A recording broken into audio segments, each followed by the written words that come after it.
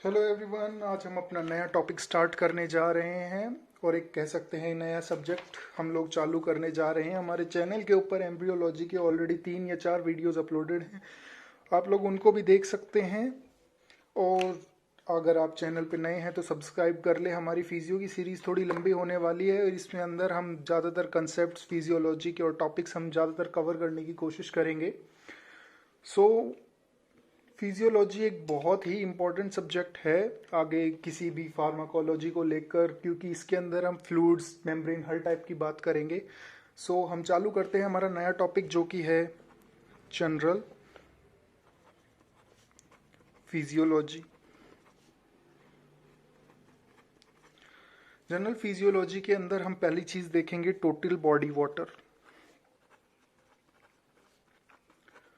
हमारे अंदर 60% वाटर मिलता है एक अडल्ट 70 kg के आदमी के अंदर। देखा जाए तो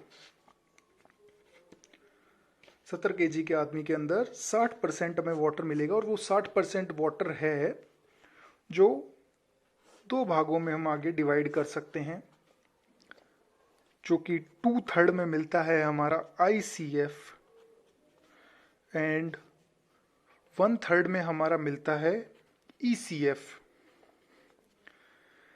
extra cellular fluid, inter cellular fluid. ये हमारी सेल के अंदर मिलेगा, अंदर वाला मिलने वाला पोर्शन हम क्या कहेंगे, ICF। ICF को और हम ECF को आगे देखेंगे, इनका डिफरेंस भी हम जल्द ही देखेंगे, पर इससे पहले हम कुछ बातें और कर लेते हैं। ECF निकालने के कुछ तरीके या शॉर्ट ट्रिक्स जो कि आपको MCQ में बहुत मदद करेंगे। 0.2 और ये हमारा बॉडी वेट। अगर आपको एब्रीवेशन याद नहीं रहती है तो आप इसको लिख भी सकते हैं, बॉडी वेट। ये आगे ECF को हम 2 भागों में और डिवाइड कर लेते हैं, जो कि है हमारा इंटरस्टिशियल फ्लूइड और हमारा दूसरा है प्लाज्मा। ये होता है 3/4 और ये होता है 1/4। पर भूलिएगा मत, ये 60% का 3/4 और 1/4 नहीं है, ये 1/3 का 3/4 और 1/4 है। आगे हम बढ़ते हैं टोटल बॉडी वाटर को। अगर आपको लिए MCQ आ जाता है कि टोटल बॉडी वाटर को आप फाइंड करिए तो आप कैसे करेंगे, इसके लिए आप करेंगे 0.6 बॉडी वाटर, जो कि हमारा 70 kg के एडल्ट के लिए आएगा 42 लीटर्स। आगे हम बढ़ेंगे तो ICF की तरफ, जो कि हमारा अंदर मिलता है सेल के लिए, इसके लिए आएगा 0.4 बॉडी वेट, जो कि हम 0.4 को अगर करेंगे बॉडी वेट 70 से तो हमें क्या मिलेगा, हमें मिलेगा 28 लीटर्स। और हम अगर ECF पे बढ़ें तो ये हमें कितना मिलेगा, ECF पे आगे हम बढ़ेंगे तो ये मिलेगा 0.2 और 70 kg के आदमी के अंदर 14 लीटर। अगर आप लोगों ने एक बात को नोटिस किया हो तो यहाँ पर 28 लीटर और 14 लीटर। अगर आपको एक MCQ मिलता है, अगर आपसे पूछा जाता है इस बारे में कि ECF और ICF में से कौन ज़्यादा होता है, तो ये ट्वाइस होता है। ट्वाइस का डिफरेंस यहाँ पर मिलेगा, ट्वाइस का डिफरेंस मिलेगा। अगर मान के चलिए 28 लीटर है तो ये ऑब्वियसली 14 लीटर से ज़्यादा होगा। ये MCQ पर्पज से आप याद रखें। अगला आता है हमारा प्लाज्मा। पहले इंटरस्टिशियल फ्लूइड्स को ही ले लेते हैं। ये आ गए इंटरस्टिशियल फ्लूइड, ये आते हैं अपने 0.15 into ECF, extra cellular fluid matrix. 0.15 को अगर आप इस 70 kg के एडल्ट के लिए देखेंगे, जो 0.15 है वो एक्स्ट्रा सेलुलर फ्लूइड, जो कि हमारा 14 लीटर्स है, उसके अगर हम करेंगे आगे उसको सॉल्व किया जाए तो ये मिलेगा 11 लीटर। इसी तरीके से आप प्लाज्मा की भी वैल्यू इसके अंदर दे सकते हैं। प्लाज्मा की वैल्यू आएगी, चलिए मैं आपके लिए लिख देता हूँ, आसानी रहेगी आपको थोड़ा समझने के अंदर। तो ये ECF extra cellular fluid matrix में ही प्लाज्मा और अपना इंटरस्टिशियल फ्लूइड प्रेजेंट होंगे, क्योंकि ये सब बाहरी सेल के बाहर वाले हिस्से के पार्ट होते हैं, ना कि अंदर वाले के। आगे अगर हम ब्लड की बात करें तो ब्लड हमारा बहुत इंपॉर्टेंट होता है क्योंकि ये ट्रांसपोर्ट का काम करता है। तो ये मिलेगा 8% हमारा टोटल बॉडी वेट का, जिसके अंदर हम प्लाज्मा और सेल्स को इंक्लूड करेंगे। किसको? प्लाज्मा और सेल्स को। अगर आप लोग नहीं देख पा रहे हैं तो हम इसको थोड़ा पास ले आएंगे। चलिए आगे चलते हैं, प्लाज्मा के बारे में और बात करेंगे। प्लाज्मा हमारा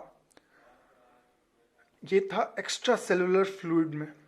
अगर प्लाज्मा को हम बॉडी वेट के कंपेयर में देखें, जिसके अंदर हम सेल्स को इंक्लूड नहीं करेंगे, sales not included, that is called 5% of our body weight. आगे हम बढ़ते हैं कंपोजिशन आईसीएफ और ईसीएफ का, या इसको हम डिफरेंस भी कह सकते हैं, तो हम डिफरेंस ही कहते हैं। डिफरेंस में हम देखेंगे, यहाँ पर लिख लेंगे, हम लिख लेंगे आईसीएफ, हम इसको एक सेल मान लेंगे, और ये हो गया ईसीएफ, ये अंदर का होगा ये वाला, और ये वाला बाहर का होगा। तो ये वाला ऑब्वियस सी बात है, अंदर का फ्लूइड है, 2/3 है, 60% हमारा 60% का, तो ये होगा हमारा रिलेटिवली ज़्यादा कंपेयर टू ईसीएफ। तो आईसीएफ की वैल्यू हमेशा ज़्यादा होगी कंपेयर टू ईसीएफ, जो कि हमने देखा था इनका अंतर लगभग दुगना होता है, 28 लीटर्स और 14 लीटर्स का। अब आईसीएफ के अंदर आप एग्जाम पॉइंट ऑफ व्यू से क्या याद रखें, आईसीएफ के अंदर अपने K+ की मात्रा ज़्यादा होती है और Na+ की मात्रा कम होती है। जहाँ की ईसीएफ के अंदर देखा जाए तो हमारे Na+ की मात्रा ज़्यादा होगी कंपेयर टू K+ के। K+ यहाँ पर कम पाया जाएगा। तो यही एक मेन डिफरेंस होता है। इसके अलावा यहाँ पर इम्परमिएंट आयंस एनायंस मिलते हैं जो कि नेगेटिव चार्ज होते हैं। यहाँ पर हम स्पेस देके लिख देंगे इम्परमिएंट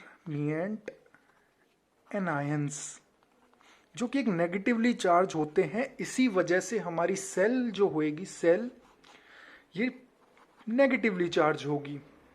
समझ सकते हैं आप मेरी बात को। हम वीडियो थोड़ी लंबी ना हो जाए, इस वजह से हम थोड़ा आगे थोड़ा जल्दी चलेंगे। इसी वजह से हमारी सेल नेगेटिवली चार्ज होगी। इसके बाद हम अपना एक इक्विलिब्रियम देखेंगे। आप सब लोग इक्विलिब्रियम से क्या समझते हैं? इक्विलिब्रियम होता है मेंटेनेंस। कोई भी चीज़ होगी, कोई भी सेल होगी, वो कोशिश करेगी जल्द से जल्द इक्विलिब्रियम पर पहुंचा जाए। क्यों पहुंचा जाए? हर किसी को एक कांस्टेंट स्टेज पसंद होती है, इस वजह से ही इक्विलिब्रियम हम देखेंगे गिब्स डोनान का। तो हम जल्दी से आगे बढ़ते हुए, इक्विलिब्रियम क्या होगा गिब्स डोनान का? ये होता है equilibrium between two compartments with diffusible ions in presence of non-diffusible ion in one compartment। दो कंपार्टमेंट हम लेंगे, ECF और ICF का एग्जाम्पल ही ले लेते हैं, और इसको ECF, ICF और ECF, इसके आगे हम बढ़ते हुए चलेंगे और हम देखेंगे this is what we call it, this is call it neutralise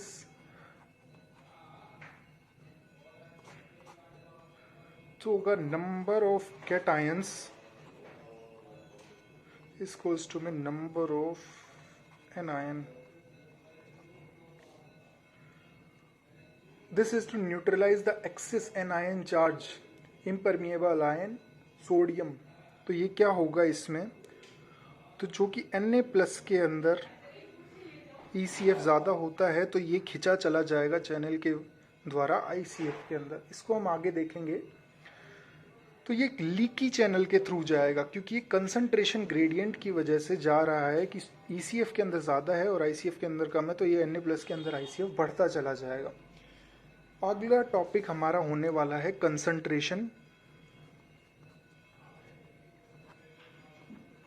gradient.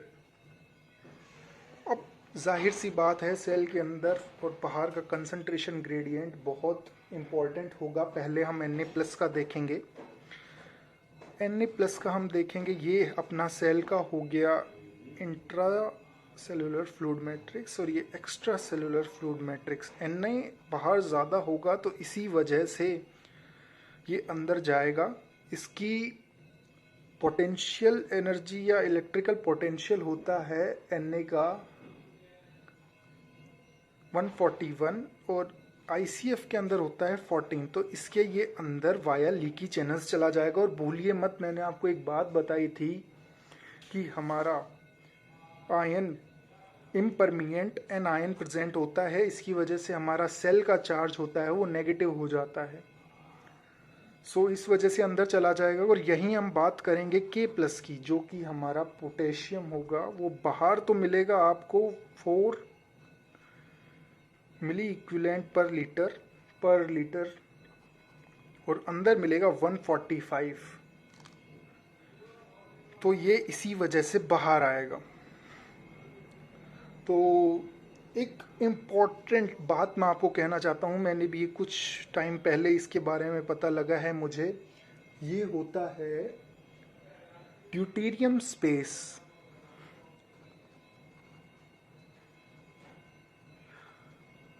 और इन्यूलिन स्पेस। ये तो होता है हमारा टोटल बॉडी वाटर के लिए, और ये हमारा होता है ECF के लिए। अब हम बात एक देखेंगे कि अगर हमें ICF की वैल्यू निकालनी है, ICF, तो हम एक इक्वेशन एग्जाम पर्पज से हम याद रखेंगे। ICF क्या होता है? Total body water minus